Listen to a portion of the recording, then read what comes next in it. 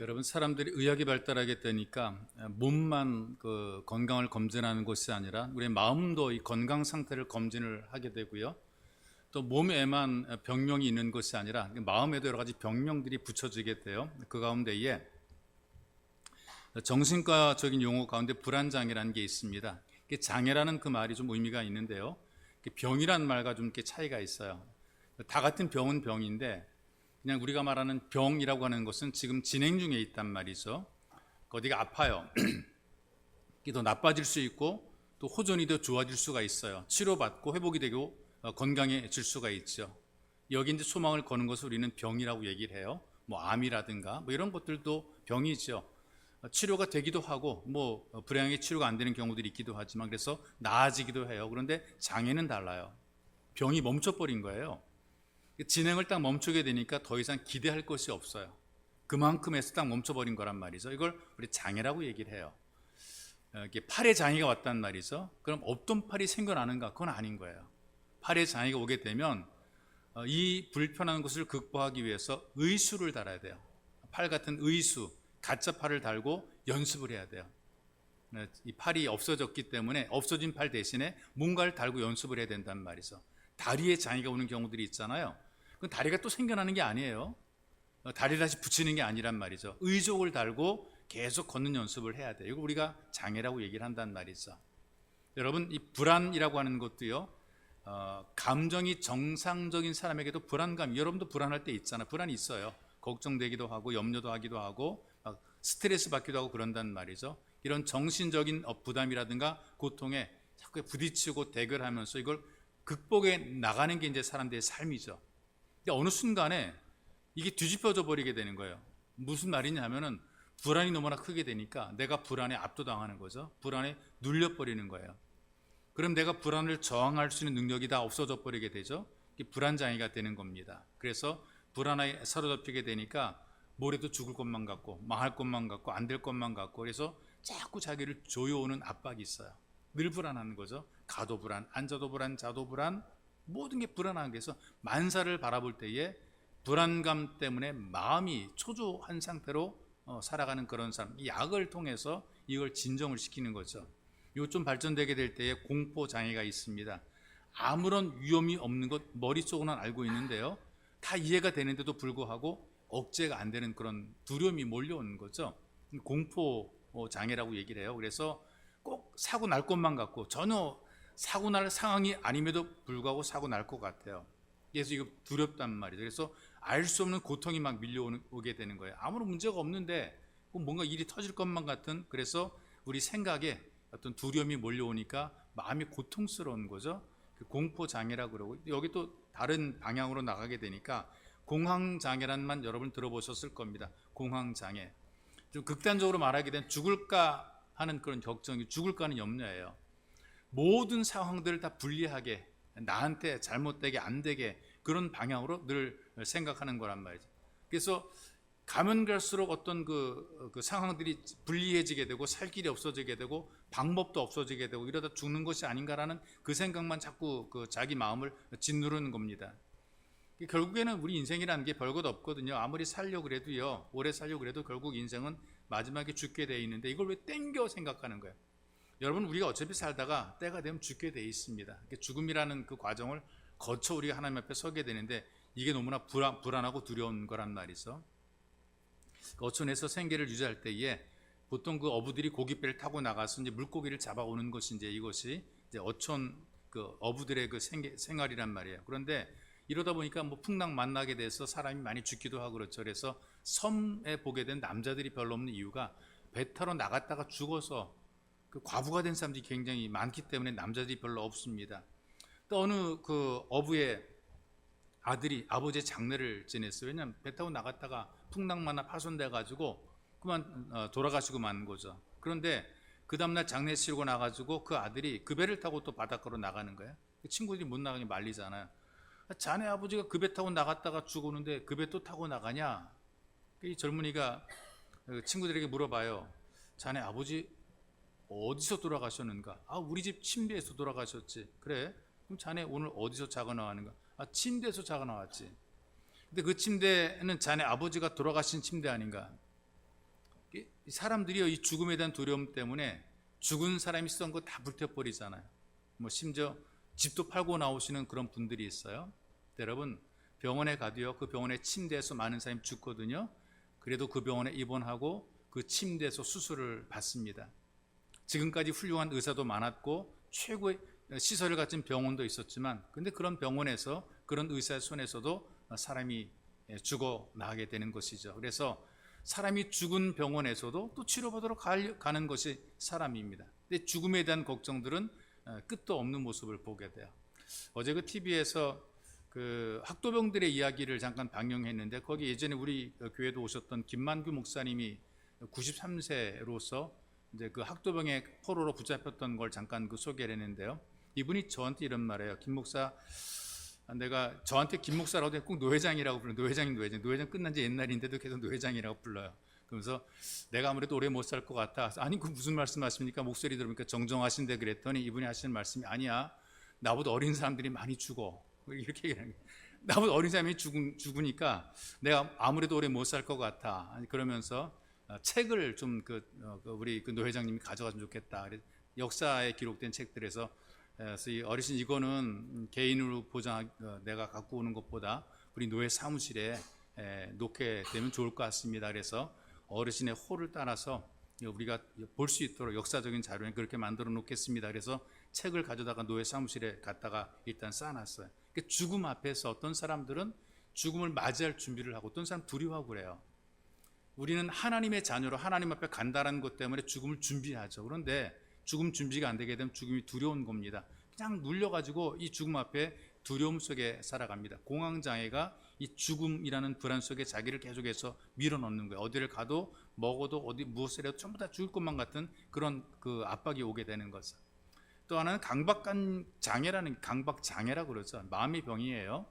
내 의지와 관계없이 내가 나를 못 믿어요. 그러면 안 되는 거 다 알아요. 근데도 불구하고 자기를 못 믿어요. 늘 점검하고 또 씻어야 되고 또 확인해야 되고, 이거 계속 확인하는 거죠. 가스불 잠갔나 안 잠갔나, 선풍기 껐나 안 껐나, 불 끄고 놨나 안 껐나, 껐음에도 불구하고 또 갔다 또 문 잠갔나 안 잠갔나, 이것도 가서 확인하고 왔다리 갔다리. 기어코 가서 확인하고 와야 안심하게 되는 것은, 이 강박 증상이 연세가 들게 되면 이제 아무래도 깜빡깜빡 잊어버리게 되는데, 젊은 사람들 가운데서도 이 강박 증상이 있어요. 이 강박 증상이 있는 아내 때문에 신경 쓰는 남편이 있어요. 왜냐하면 아내랑 같이 운전하고 도로로 나왔는데 갑자기 아내가 이렇게 얘기를 하는 거예요. 내가 옷을 다루는데 다리미를 안 끄고 나왔나 봐. 이거 내비로는 불 나는데 빨리 집에 갔다 오자. 그래가지고 가다가 차를 돌려가지고 집으로 들어가서 확인해요. 가봤더니 정리 잘 돼 있어요. 다 꺼서 다 정리 싹 잘 해놨단 말이에요. 그런데도 마음속에 그런 뭔가 어떤 그 불안감이 있단 말이에요. 그래서 약속 시간을 지키지 못하는 것 때문에 남들에게 미안한 거예요. 근데 이게 한 번으로 끝나는 것이 아니라 반복이 돼요. 우리가 어쩌다가 한 번은 그럴 수 있어요. 잊어버릴 수 있고 깜빡할 수 있고 긴가민가 하기도 하는데, 늘 그러면 이건 문제죠. 늘 자주 그러고 계속 그런다는 것이, 이것은 문제가 되는 거란 말이에요.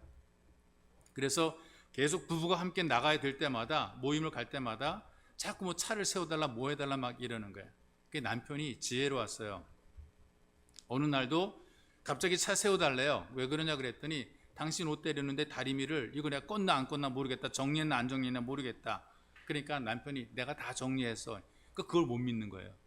내가 다 정리하고 나서도 못 믿는 거예요. 어떻게 정리했냐 그랬더니, 내가 아예 뒷좌석에다가 다리미 갖고 왔다. 이건 도저히 못 믿는 거예요. 다리미를 갖고 와버리고 말았어요. 내가 나를 믿지 못해서 일어나는 감정 현상을 우리는 강박장애라 이렇게 얘기를 하게 됩니다. 여러분, 자기가 자기를 제대로 믿지 못해 의심하게 되면 한도 끝도 없거든요. 이런 하루 종일 오르락 내리락, 뭐 이리 갔다 저리 갔다 변덕스러운 내 감정, 내 기분 믿고 살게 되면 인생 실패하게 돼 있어요. 우리가 믿을 수 있는 것은 그럼에도 불구하고 나를 돌보시는 하나님 한 분밖에는 믿을 분이 없단 말이죠. 내가 약함에도 불구하고, 깜빡깜빡함에도 불구하고, 살는지 죽을는지 모르는 연약함에도 불구하고 나를 챙겨주시고 나를 돌보시는 하나님, 그 하나님 믿게 되면 우리가 안심하게 됩니다. 그래서 여러분, 오늘 말씀하신 23절에 이렇게 얘기를 하고 있어요. 평강의 하나님이 친히 너희를 온전히 거룩하게 하시고 또 너희의 온 영과 혼과 몸이 우리 주 예수 그리스도께서 강림하실 때에 흠 없게 보존되기를 원하노라. 하나님의 평강이 하나님께서 우리를 안심하게 해주시는 하나님께서 우리를 잘 보호해 주시는 하나님께서 알아서 어련히 우리를 걱정 없게 만들어 주실까 믿으면 마음이 편안해진다는 것입니다. 그래서 여러분, 우리가 내 마음인데 내 마음을 내 마음대로 못하잖아. 내 마음이 내 마음대로 안 되잖아요. 우리 마음은 평강을 누리고 싶은데 이게 안 되잖아요. 우리는 굴뚝 같은 그런 마음을 갖고 있는데 실제로 살아보게 되니까 이게 안 돼요. 어떻게 가능하냐? 주시면 돼요.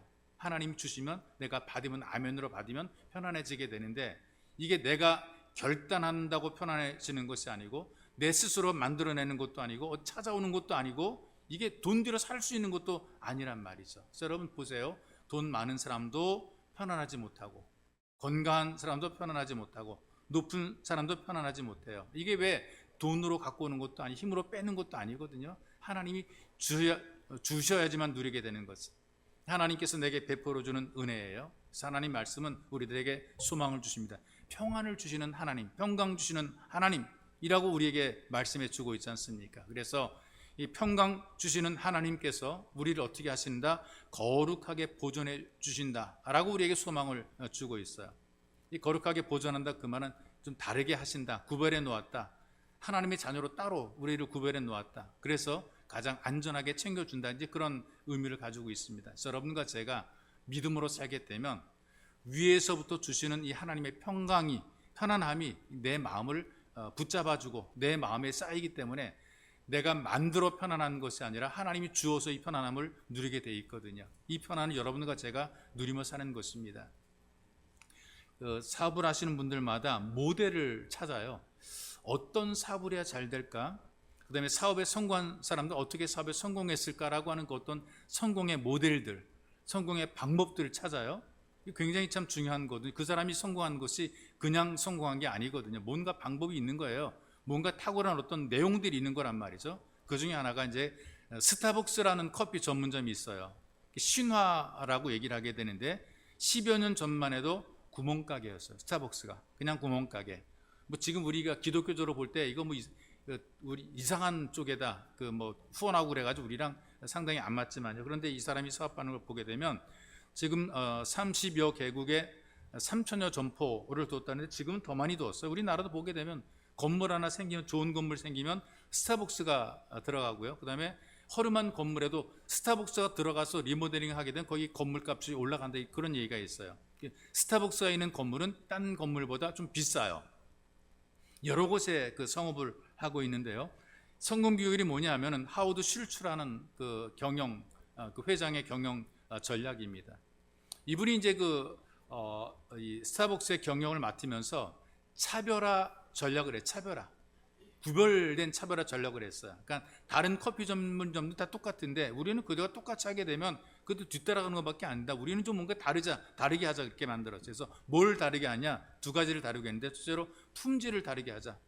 품질을, 좋은 품질, 그 원두를 쓸 때에 일반 다른 커피 전문점에서 쓰는 일반 그냥 막 다량의 그런 그 싸구려 커피 원두를 쓰지 말고 우리는 조금 그래도 퀄리티는 좀보다 좀 높은 좋은 원두를 쓰자. 그래서 최고의 품질을 만들기 위해서 아메리칸 스타일이라고 얘기를 하게 되는데, 아메리칸 스타일을 버리고 이태리 스타일, 그러니까 에스프레소를 마시는 유럽 스타일을 선택을 한 거죠. 아메리카노보다 에스프레소 쪽에 더 많은 어떤 그 에너지를, 그다음에 더 많은 어떤 기술을 도입을 하게 된 거죠. 그래서 나름대로 일반적인 커피 맛보다 좀 더 품격이 높은 커피 맛을 만들어냈어요. 가격도 물론 올렸습니다. 보통 이 일반 커피점들, 막 다량의 커피점들 보게 되면 $1라고 얘기해요. 1,500원 정도 들어가는데요. 그런 커피를 그 당시에 5달러, 그러니까 5, 6천 원 거 받았으니까 굉장히 비싸죠. 몇 배를 더 비싸게 받았어요. 그런데도 불구하고 이게 먹혀 들어갔단 말이죠. 두 번째로는 최고의 서비스를 만들었어요. 종업원들을 훈련시켰습니다. 그 다음에 종업원들을 대우도 잘했습니다. 그리고 한 번 와본 사람들은 다시 오고 싶게 만들고 또 다시 오도록 만들어 놓은 거죠. 이 차별화 전략이 그 커피의 새로운 역사, 구멍가게 수준의 이 스타벅스를 지금 세계 전 여러 곳에 참 그 전문점을 낼 정도로 이렇게 많은 그 수익을 벌 수 있는 이제 그런 커피의 새로운 역사를 만들어 가게 된 거죠. 그래서 세계적인 커피 회사가 됐습니다. 자, 그런데 보십시다.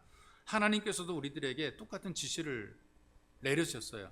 이게 어떤 세상의 경영에만 확인되는 것이 아니라 하나님이 우리를 만들어 가실 때에 차별화 전략을 쓰신단 말이죠. 거룩하게 하시고, 이게 무슨 말이냐? 차별하시고 뭔가 좀 구별해 놓으시고 다르게 해주시고, 여러분과 저는 이 땅에 사는 사람들과 뭔가 구별된 존재라는 얘기예요. 다르다 그 말이죠. 우리의 존재라는 것, 존재 자체가 다른 거예요. 오늘도 우리 청년들과 함께 그 성경 말씀을 함께 디스커션하면서 넌 누구냐 이걸 얘기해. 넌 누구냐? 네 정체가 뭐냐 이걸 얘기해. 네 정체가 뭐냐? 이게 어떤 거냐면은 우리의 정체는 구별된 정체라는 거죠. 세상 사람들이 말하는 그런 존재가 아니라 그보다 좀 탁월한 존재가 우리의 존재. 그 중에 제가 마지막으로 한 말이 뭐냐면, 도대체 너는 얼마짜리냐? 보험사에서 말하는 그 가치냐? 아니면은 화학적으로 만들어낸 그 가치냐? 화학적으로 보기엔 우리 몇천 원밖에 안 돼요. 공산주의적인 유물론 사관에서 우리를 분석해 보게 되면 연필 몇 자루 만들고 기름 나오고 이거밖에 안 돼요. 이게 인간의 가치냐? 아니면 그럼 보험사에서 말하는 나이가 들면은 생산 능력이 떨어지니까 떨어지게 되고, 젊은 사람들은 좀 가치가 올라가고, 그다음에 직업이 좋으냐, 월급을 얼마나 받느냐에 따라서 그 사람의 가치가 정해지거든요. 그러니까 보험사에서 사람의 가치를 정할 때에 일률적으로 정하는 것이 아니고 나이에 따라서, 어떤 직업에 따라서, 수입에 따라서 이제 정해주는 거예요. 그게 이제 그 사람의 가치가 되는 거죠. 여러분의 가치가 그런 가치예요? 몇 천만 원, 몇 억짜리 가치입니까? 아니면은 몇 천 원짜리 그런 가치입니까? 우리의 가치가 어떤 가치냐? 너 얼마짜리냐? 이렇게 대답하라 그랬어요. 나는 예수님짜리다. 예수님께서 우리를 값주고 샀다 그랬어요. 내 존재를 예수님이 사셨습니다. 대가를 지불하고. 어떤 대가? 생명의 대가를 지불하고 나를 샀기 때문에 내 가치, 내 정체는 예수님짜리의 가치가 있는 정체가 된 거란 말이에요. 그래서 우리를 구별해 놓으신 거란 말이죠. 이렇게 우리 존재가 존귀한 존재가 되었어요. 이런 가치를 가지고 있을 때에 우리가 인생을 살아가면서 자기의 존재감, 자기의 정체성을 가지게 되는 거죠. 그래서 여러분이 이 땅을 살아갈 때에 남다른 어떤 자부심이 있어야 돼요. 영적인 어떤 귀족 의식이 있어야 되는 거예요. 우리는 다르다 하는 거예요. 왜? 하나님의 자녀로 부름받았고 하나님께서 내게 복을 줬고 나는 이 땅을 살아갈 때 그냥 사는 게 아니라 영적인 귀족이다라고 하는 그런 의식을 가지고 살아가야 된다는 말이죠. 그래서 이런 구별들이 필요한 겁니다. 남편을 전도하려고 여러 해 동안 눈물로 기도한 그런 그 여집사님이 계십니다. 모든 우리 혼자 외톨이 신앙인을 갖고 있는 분들은 전부 다 이제 가족의 누군가 구원받기를 간절히 기도하죠. 교회 전도 집회를 열게 되면 어떻게든지 그 가족 식구들을 데리고 올려오는 것이 이제 그 먼저 믿은 사람들의 지금 마음이잖아요. 교회에서 전도 집회하게 될 때에 남편에게 간청하는 거죠. 내가 혼자서 교회를 다닌다. 당신이 함께 가보자. 그래가지고 이제 그 남편을 겨우 설득해 데리고 이제 예배를 드리게 됐어요. 예배를 드리는데 강사 목사님이 마지막에 예수 믿기로 결심하신 분들은 자리에서 일어나십시오 그랬어요. 제가 기도해 드리겠습니다라고 하는 영접, 예수님을 영접하는 이 구원 초청 시간입니다. 근데 집사님이 남편을 보고 옆구리를 찔러서 일어나라는 얘기 있어. 그리고 눈짓으로 빨리 일어나라고. 남편이 가만히 있으니까 입 모양으로 있잖아요. 왜 그거 일어나라니까 말했어. 남편이 모른 척하고 앉아 있어요. 눈짓으로 일어나라, 입 모양으로 일어나, 턱으로 빨리 일어나라고. 그래도 그냥 그대로 앉아 있는 거예요. 괘씸하기 그지가 없습니다. 예배를 마치 집으로 돌아오는 길에 아내가 열받았어요. 마무리 팍 다쳐버리고 말았어요. 고개도 외면합니다. 딴 데 쳐다보고 갑니다. 근데 남편이 운전하면서 먼저 입을 열었어요. 여보, 내가 곰곰이 생각해 봤는데 예수 믿는 것도 좋지만 나는 그럴 필요 느끼지를 못했네. 예수 믿는 당신과 내가 다른 점이 아무것도 없는 것 같아. 당신이 나보고 예수 믿으라고 하는 이유를 내가 모르겠어. 이번에는 아내가 입을 다물고 대답도 안 하고 모른 척하고 있어요. 남편이 계속 말을 이어가죠. 당신은 예수 믿는다고 하면서 내가 가는 곳에 다 가잖아. 내가 먹는 거 다 먹잖아. 내가 하는 생각 당신이 다 하잖아. 내가 가진 생각을 당신도 가지고 있고, 그렇다면 내가 왜 꼭 예수를 믿어야 되지? 나는 이렇게 결론 내려서 내가 꼭 예수를 믿어야 될 이유가 없다. 여러분, 그 사람들이 예수 믿는 사람들을 비난하고 욕하고 흉보잖아요. 근데 비난하고 욕하고 흉볼 때에 그들의 속내에 어떤 게 있는 줄 아세요? 이런 생각을 하고 있어요. 너는 예수 믿잖아. 나는 예수 안 믿어. 예수 믿는 너는 나보다 나아야 되지 않아? 그런 의미가 있어요. 예수를 안 믿는 나보다, 예수 믿는 너는 그래도 나보다 나아야 되지 않아? 이런 마음을 가지고, 그런 기대를 가지고 있다는 얘기죠. 그래서 한편으로는 이 교회가, 여러분 성도들이 그래도 여전히 희망이 있다는 얘기예요. 욕을 먹고 어떤 안 좋은 소리를 하고 그래도 희망이 있는 거죠. 왜? 교회에 대해서 뭔가 그들이 거는 기대가 있어요. 우리와 다르다라고 하는 그런 기대가 있어요. 구벌이라고 하는 그런 기대를 가지고 있기 때문에 그렇습니다. 하나님께서도 우리 이스라엘 백성들도 구별해 놓으셨고, 또 이 구별되어야 될 거룩한 모습을 우리들이 그렇게 지키며 살아가라고 얘기를 합니다. 이런 일들이 억지로 되는 것 아니고 저절로 되는 것 아니고요. 우리가 예배를 드리면서 우리가 하나님을 체험하게 될 때 이것이 가능해지게 됩니다. 어떻게 우리가 스스로 구별될 수가 있겠어요? 그 대표적인 것이 선지자 이사야거든요. 여러분, 이사야 선지자가 하나님의 임재를 경험하잖아요. 예배 자리에서 하나님의 영광을 목격을 하게 됐어요. 하나님에 대한 체험을 하게 된 거죠. 그때 이사야가 하나님 앞에서 자기를 봅니다. 이게 이제 예배에 임하는 예배자들의 그 마음이거든요. 하나님을 경험한 다음에 두려웠던 거죠. 그래서 외칩니다. 화로다 나여 망하게 되었도다. 그 자기 고백을 하는, 나는 입술이 부정한 사람이고 입술이 부정한 백성 중에 거하면서 만군의 여호와이신 왕을 배웠음이로다. 하나님의 임재 속에 내 부족함과 추함과 초람들이 자꾸 이제 드러나게 되니까 죽을 것만 같은 거예요. 하나님의 거룩하심 앞에 죽을 것만 같은. 그래서 하나님의 천사가 이사야의 그 입술을 제단의 숯불로 지져주시잖아요. 그리고 선언하죠. 내 악이 제하여졌고 내 죄가 사하여졌느니라. 그래서 우리가 공중 예배 시간에 각자 스스로 회개의 시간을 주는 것은 바로 이런 것입니다. 내 악이 제하여졌고 내 죄가 사하여졌느니라. 우리가 회개할 때 이 선포가 우리에게 주어지게 되는 거예요. 내 악이 제하여졌고 내 죄가 사하여졌느니라. 구별됐다는 거죠. 거룩하게 됐다는 것은. 하나님께서 예배를 통해서 우리로 하여금 거룩하게 보존하십니다.